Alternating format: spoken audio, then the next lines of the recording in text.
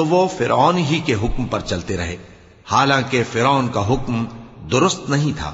وہ قیامت کے دن اپنی قوم کے آگے آگے چلے گا، پھر ان کو دوزخ میں جا اتارے گا، اور جس مقام پر وہ اتارے جائیں گے وہ برا ہے۔ اور اس جہان میں بھی لعنت ان کے پیچھے لگا دی گئی، اور قیامت کے دن بھی پیچھے لگی رہے گی۔